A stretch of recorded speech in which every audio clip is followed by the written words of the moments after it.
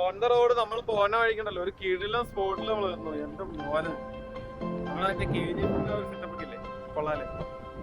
വണ്ടിയോടെ വെച്ച് നല്ല കീഴിലും ഫോട്ടോസ് എടുത്തോണ്ടിരിക്കുകയാണ് അവരും എല്ലാരും. കത്താനുള്ള ഫോട്ടോകളാണ് ഈ വന്നോണ്ടിരിക്കണത്. Hello friends, ഗോകുലാണ്. അപ്പോൾ നമ്മുടെ ധനുഷ്കോടി രാമേശ്വരം യാത്ര ഏകദേശം തീർന്നു. നമ്മൾ തിരിച്ചു പോകുന്ന വഴിയാണ്. അതായത് പാമ്പം പാലത്തിൻ്റെ തൊട്ട് മുമ്പുള്ള വിഷ്വൽസാണ് നിങ്ങൾ കണ്ടത്. ഇപ്പോൾ കാണുന്നത് പാമ്പം പാലം. ധനുഷ്കോടിയിൽ നിന്ന് നമ്മൾ തിരിച്ചിറങ്ങി പാമ്പം പാലത്തിലേക്ക് എത്താൻ ഏകദേശം 1.5 മണിക്കൂർ എടുത്തു. പാമ്പം പാലത്തിന് തൊട്ടടുത്തായിട്ടാണ് നമ്മൾ സ്റ്റേ എടുത്തത്. അവിടെ നമുക്ക് മൊത്തത്തിലായത് 2000 രൂപയാണ് 3 പേർക്ക്. നല്ല AC റൂമായിരുന്നു കേട്ടോ.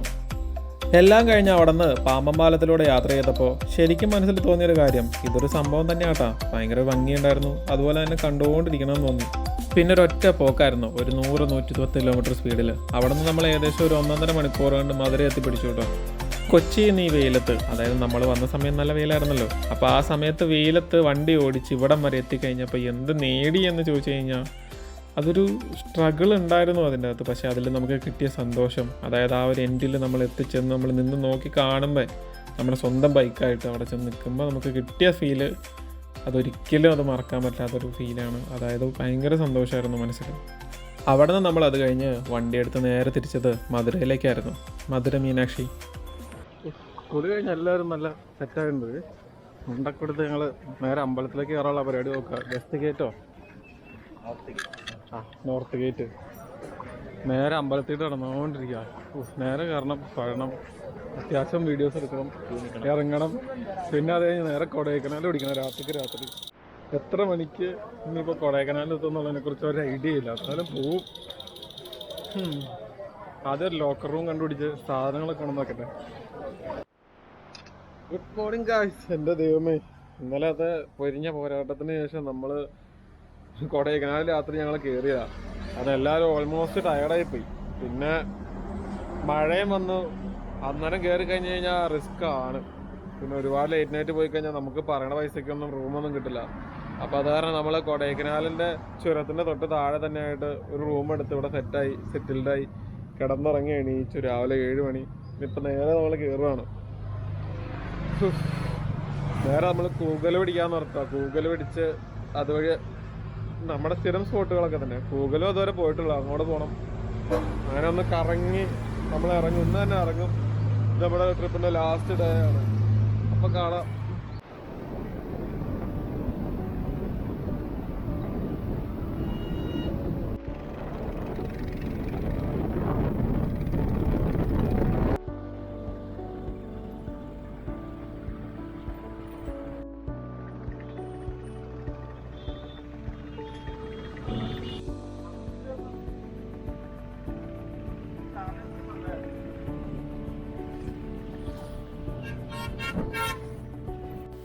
അങ്ങനെ ഒരുപാട് നേരത്തെ യാത്രയ്ക്ക് ശേഷം നമ്മൾ പൂമ്പാറ എന്ന് പറഞ്ഞ ഗ്രാമത്തിൻ്റെ തൊട്ട് മുകളിലായിട്ട് വന്നെത്തി നിന്നു.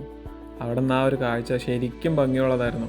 നമ്മൾ അലിഞ്ഞവിടെ നിന്ന് പോകുന്ന അവസ്ഥയായിരുന്നു. അത്രയും നമ്മളെ മെൽറ്റ് ചെയ്യുന്ന ഒരു കാഴ്ചയായിരുന്നു അത്. കൊടൈക്കനാൽ പലതവണ വന്നിട്ടുണ്ടെങ്കിലും നമ്മൾ ഇതേവരെ പൂപ്പാറ കൂഗൽ ആ റൂട്ട് വന്നിട്ടുണ്ടായിരുന്നില്ല. പക്ഷെ ഞങ്ങൾ ഇതിനു മുമ്പൊരു വ്യൂ പോയിന്റിൽ തിരിച്ചു പോകാൻ പോയതാണ്. വ്യൂ കാണിച്ചത്. പിന്നെ കീടില സാധനം. പൂമ്പാറ ഗ്രാമത്തിൻ്റെ ഭംഗിയൊക്കെ കണ്ട് അതിനുശേഷം നമ്മൾ അവിടെ നിന്ന് തിരിച്ചത് നേരെ നമ്മുടെ കൂഗലിലേക്കായിരുന്നു. പോകുന്ന വഴി ശരിക്കും അടിപൊളിയായിരുന്നു കേട്ടോ. ചില ഇലകളുടെ നിറം ഇതൊക്കെ കാണുമ്പോൾ നിങ്ങൾക്ക് മനസ്സിലാവും, ഭയങ്കര വ്യത്യസ്തമായിരുന്നു.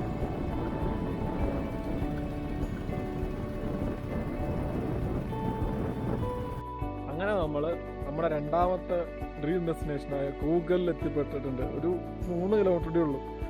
കൂഗൽ ലേക്കിൻ്റെ തൊട്ട് മുകളിലാണ് നമ്മൾ പോയിരുന്നത്. കിടിലം വ്യൂ പോയിന്റ് കേട്ടോ.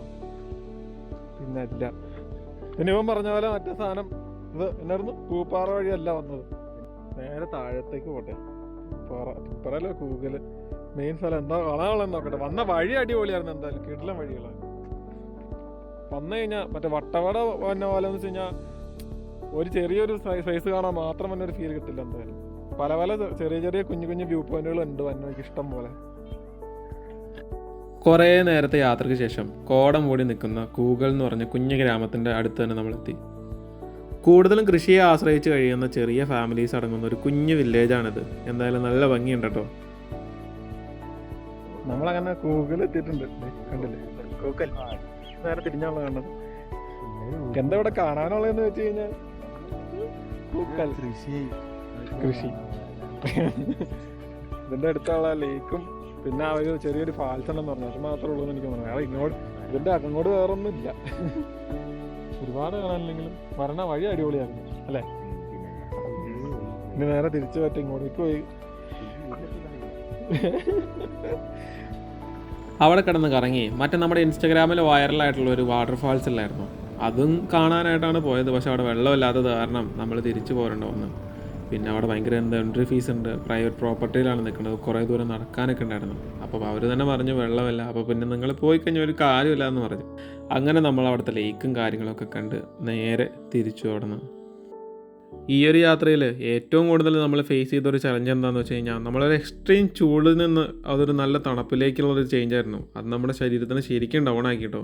തിരിച്ചു പോരാൻ നേരത്ത് നമ്മൾ എങ്ങനെയെങ്കിലും വീടെത്തിയാൽ മതി എന്നുള്ളൊരു ചിന്ത വന്നെങ്കിലും നമ്മൾ യാത്ര ചെയ്ത വഴികളും അതിനകത്തുണ്ടായിരുന്ന കാഴ്ചകളും അതുപോലെ നമ്മൾ നേടിയെടുത്തതും നമ്മുടെ മനസ്സിൽ നമ്മൾ സ്വയം വിശ്വസിപ്പിച്ച ആ ഒരു കാഴ്ചകളും അതൊക്കെ മാത്രം മതിയല്ലോ നമുക്ക് തിരിച്ച് വീട്ടിലെത്തുമ്പോൾ സ്വസ്ഥമായിട്ട് കിടന്നുറങ്ങാൻ. എന്തായാലും യാത്രകൾ അവസാനിക്കുന്നില്ല. ഇനി അടുത്തൊരു വീഡിയോ ആയിട്ട് കാണുന്നവരേക്കും. അപ്പോൾ ഓക്കെ ബൈ.